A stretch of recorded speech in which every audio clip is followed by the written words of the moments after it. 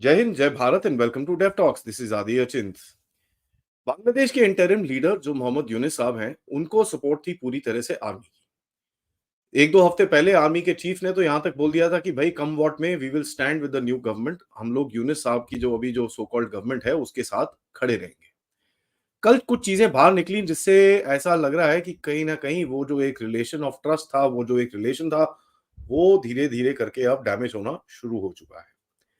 कुछ प्रोटेस्ट भी चल रहे हैं, कुछ चीजें और भी हो रही हैं जिससे ये जो एक एक पतले धागे से एक रिलेशन को बांध के रखा था, उसमें अभी तोड़ नजर आनी शुरू हो चुकी है। उसमें जाने से पहले मैं आपको थोड़ी चीजें बताना चाहूंगा जो बांग्लादेश में हो रही हैं। बांग्लादेश के इंटरिम लीडर जो हैं मोहम्मद यूनिस, जो सो कॉल्ड लीडर हैं, सो कॉल्ड एडवाइजर हैं, जो मर्जी आप उनको बोल लीजिए, उन्होंने एक स्टेटमेंट दिया कि साहब, इलेक्शंस हो नहीं सकते बांग्लादेश में जब तक पूरी तरह बांग्लादेश के जितने भी रिफॉर्म्स उन्होंने प्लान करे हैं, जब तक वो ना हो। उन्होंने बोला कि जो रिफॉर्म्स हैं वो सिर्फ एक कॉन्स्टिट्यूशनल रिफॉर्म्स या इकोनॉमिक रिफॉर्म्स या सिक्योरिटी रिफॉर्म्स नहीं है, ये पूरे बांग्लादेश के अंदर हर एक एंगल में रिफॉर्म्स करने की जरूरत है और वो रिफॉर्म्स एक दिन में नहीं हो सकते। तो सवाल ये उठता है कि क्या बांग्लादेश को सालों साल वेट करना पड़ेगा अगले इलेक्शन से पहले, और या फिर यूनेस को ऐसा लगता है कि उसके पास कोई ऐसी जादू की छड़ी उसको अमेरिकन ने दी है कि जब वो ऐसे घुमाएंगे और सारे रिफॉर्म हो जाएंगे और एकदम से सब चीजें ठीक हो जाएंगी। रिफॉर्म्स के चक्कर में सबसे बड़ी इनके लिए जो जो प्रॉब्लम है इज द कॉन्स्टिट्यूशनल रिफॉर्म्स। अब कॉन्स्टिट्यूशनल रिफॉर्म्स क्यों करने हैं इनको? करने इसलिए हैं क्योंकि देखिए, अभी तक शेख हसीना ने रिजाइन तो करा नहीं है।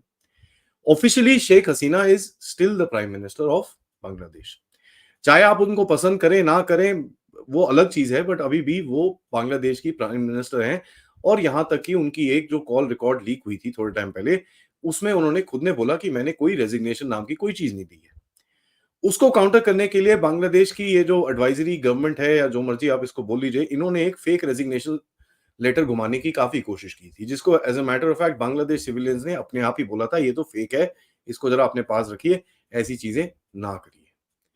तो इस जो सिचुएशन है इनके इनके कॉन्स्टिट्यूशन के अंदर, जहां पर ये बोला जाता है कि अगर कोई प्राइम मिनिस्टर रिजाइन भी करता है, जब तक अगला प्राइम मिनिस्टर आके इलेक्ट होके आता नहीं है, तब तक जो पुराना प्राइम मिनिस्टर ही रहता है। उसको चेंज करने के लिए इनको कॉन्स्टिट्यूशन रिफॉर्म्स करने की बहुत बहुत जरूरत है।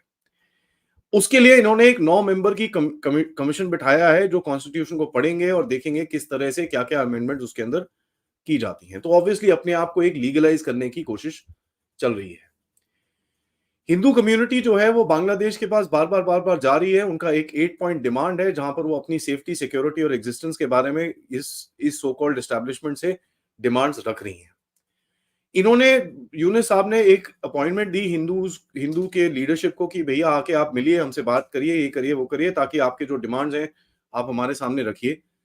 एक अपॉइंटमेंट दी, लेकिन हिंदू की जो कमेटी वहां पर गई थी उनको 2 3 4 घंटे तक भारी बिठाया रखा। As a matter of fact, जो वो एक मेमोरेंडम देने गए थे यूनेस को, वो भी उन्होंने एक्सेप्ट नहीं करा। यहां तक कि जो इसके पर्सनल प्राइवेट सिक्योरिटी है, उन्होंने हिंदुओं को उठा के बिल्डिंग से बाहर फेंक दिया। दुर्गा पूजा के ऊपर काफी सारी चीजें चल रही हैं और बहुत बड़ी मूवमेंट है कि भाई एंटी दुर्गा पूजा प्रोटेस्ट। मतलब जितने भी वहां पर रेडिकल एलिमेंट्स हैं वो भी सड़क पे उतरे हुए हैं ये बोलने के लिए कि यहाँ पर दुर्गा पूजा नहीं होनी चाहिए।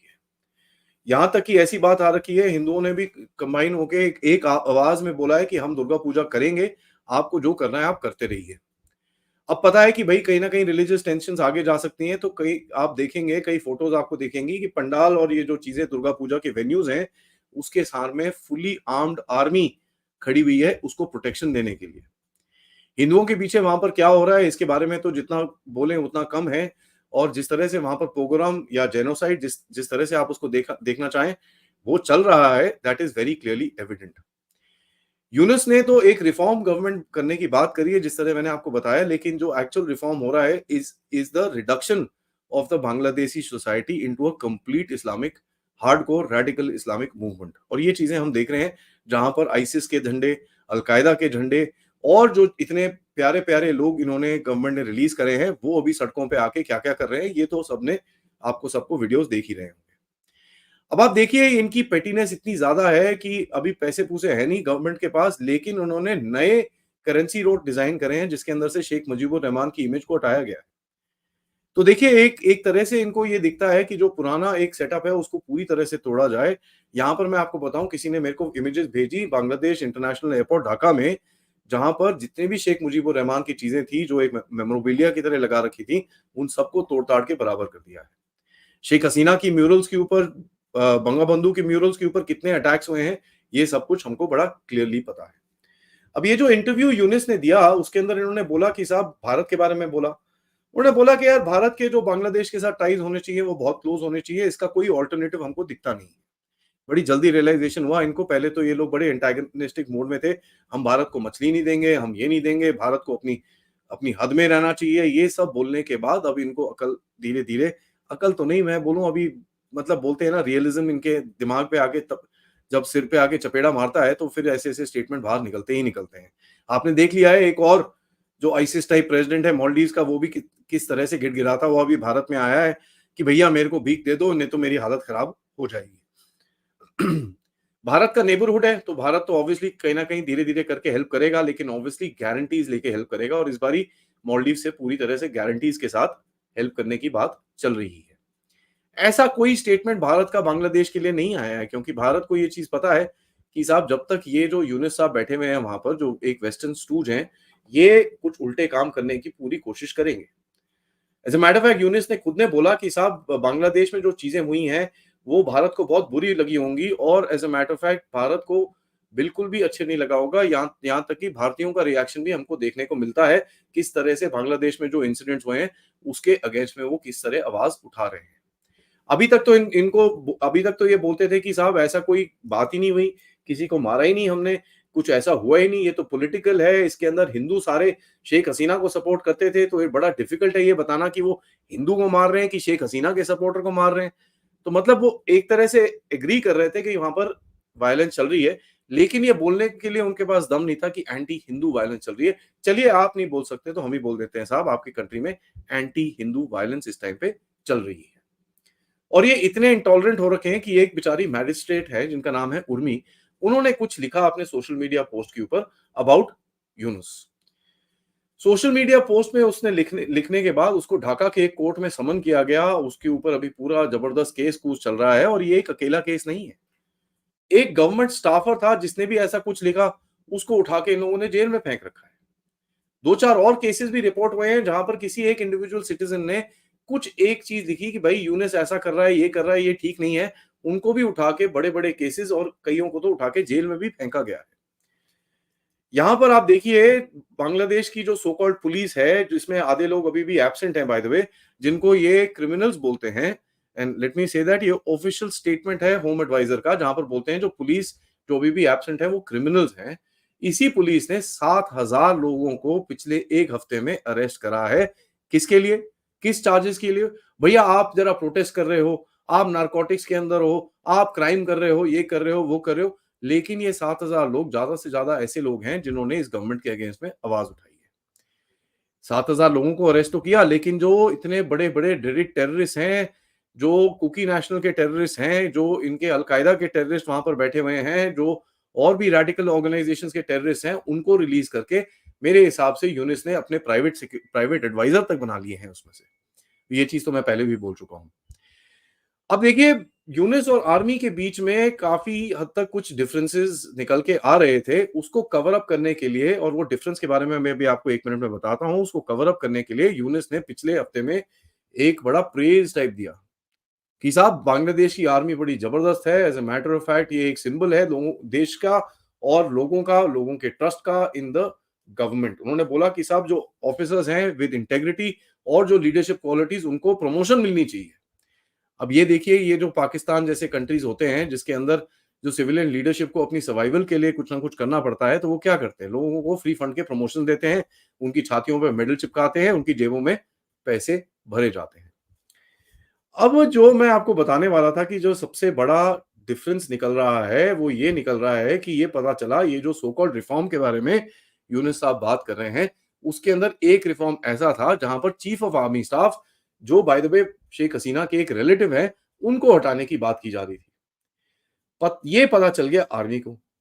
जब ये पता चला आर्मी को, तो ये भी बात हुई कि साहब आर्मी के लोग यूनिस से जाके काफ़ी एक बड़ी डेलीगेशन टाइप उनके घर में घुस के उनसे मिले और उनको बताया कि भाई साहब ऐसे करोगे तो आप जिस तरह से इनको उड़ाया तो आपको भी उड़ा दिया जाएगा। अब देखिए इसके बारे में तो ऑब्वियसली पब्लिक डोमेन में रिपोर्ट्स नहीं आई हैं, लेकिन मेरी इंफॉर्मेशन आ रही है स्ट्रेट फ्रॉम इनसाइड बांग्लादेश। जो लोग मेरे को बता रहे हैं कि साहब ये चीज़ें कल रात को वहाँ पर हुई हैं और कल रात की बात है, ये देर रात की बात है कि जहाँ पर आर्मी ने बड़े क्लियरली अपने कंसर्न्स बताए हैं यूनिस को और एक कहीं न कहीं बोला है कि साहब देख लीजिए आप ज़रा ध्यान से चलिए, नहीं तो आपको भी हटाना हमारे लिए ज़्यादा डिफिकल्ट नहीं है। एक देश जिसके अंदर हर 5-6 साल में कूच हुए हैं और यहाँ पर तो 32 टोटल आर्मी के कूच हुए हैं, वहां पर ये threat obviously means a lot to the current establishment in Bangladesh. देखना ये पड़ेगा कि साहब कितना टाइम तक ये जो एक फसाड है, ये जो एक ड्रामा है, ये चलेगा और कितना टाइम तक ये दुनिया को बेवकूफ बनाने की कोशिश करेंगे कि भाई आर्मी और ये सो कॉल्ड सिविलियन एस्टैब्लिशमेंट के अंदर कोई डिफरेंसेस नहीं है।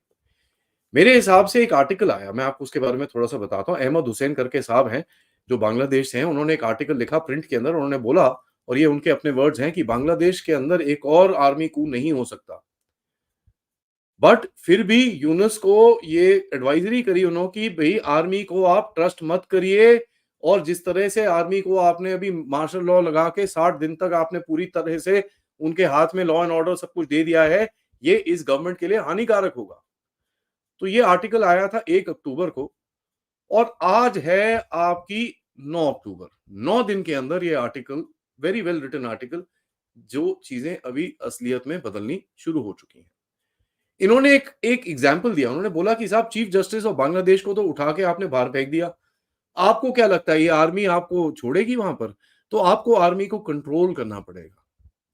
तो ऐसी ही एडवाइस के तहत आई थिंक यूनिस ने कुछ करा है और कुछ करने की कोशिश की है कि आर्मी के लीडरशिप, जैसे मैंने आपको बताया कि officers with integrity must be given promotion, कुछ करने की कोशिश करी होगी जहां पर आर्मी ने उसको झटका मारा है। अभी तो झटका मारा है, वार्निंग करी है, लेकिन ये गेम खत्म नहीं होगी बिकॉज़ एक बार ये ट्रस्ट टूट जाता है, उसके बाद उसको बनाना specially between the army of a country and the government in a country like Pakistan, ये भी तो ईस्ट पाकिस्तान ही है। At the end of it उसको बनाना बड़ा मुश्किल रहेगा क्योंकि आर्मी को अपनी सर्वाइवल देखनी है, आर्मी को अपनी चीजें देखनी है और आर्मी को अपनी कुर्सी से भी उतना ही प्यार रहता है जितना एक्चुअली ज्यादा रहता है जितना इस यूनिस को रहेगा। अमेरिका की तरफ से इनको पूरी तरह से हेल्प मिल रही है, लेकिन कहीं न कहीं वेस्टर्न मीडिया अभी धीरे-धीरे करके ये बोलना शुरू हो गया है कि साहब ये जो चीज़ें चल रही हैं बांग्लादेश के अंदर, इसमें बहुत लॉन्ग टर्म में हार्म रहेगा। और ये बात कर रहे हैं रेडिकल एलिमेंट्स को जिसको यूज़ करके यूनिस अपनी गवर्नमेंट को स्ट्रेंथन कर रहा है। तो मेरे को जो दिखता है आगे जाता हुआ एक ऐसी सिचुएशन दिखती है कि ये जो रेडिकल एलिमेंट्स इन्होंने रिलीज़ करे हैं, इनका अभी झड़प होने वाली है बांग्लादेशी आर्मी के साथ। क्योंकि आर्मी एक अपना स्टैंड लेगी, ये रेडिकल एलिमेंट्स जो यूनिस के बैकिंग के साथ वहां पर खड़े हुए हैं वो अपना एक स्टैंड लेंगे। अब देखते हैं ये गेम आगे कैसे जाएगा। जब तक ये वीडियो को लाइक करिए, सब्सक्राइब करिए इस चैनल को अगर आपने नहीं करा है और most importantly share this with friends and families. आप लोग इस चैनल की तरफ कंट्रीब्यूट भी कर सकते हैं यूजिंग द क्यूआर कोड या फिर पेपैल या फिर सुपर स्टिकर सुपर चैट्स के साथ। आज दोपहर में हम मिलेंगे अभिषेक तिवारी जी से, जिससे हम पता करेंगे भाई इलेक्शन में मास्टर स्ट्रोक एक्चुअली था किसका, हुआ क्या, क्या ये हारने वाला मास्टर स्ट्रोक था कि जीतने वाला मास्टर स्ट्रोक था? इसके बारे में थोड़ी-सी हम आगे बात करेंगे और रात को कल जैसे हमने एआईएम के साथ बात नहीं कर पाए, हम आज रात को उनके साथ बात करेंगे। थोड़ी देर में आपके पास एक और अपडेट आएगा जिसमें मैं आपको बताऊँगा कि हिज़्बुल्लाह अभी सीज़फायर करना क्यों रोना शुरू हो चुका है। उसको भी ज़रूर देखिएगा। तब तक जय हिंद, जय भारत।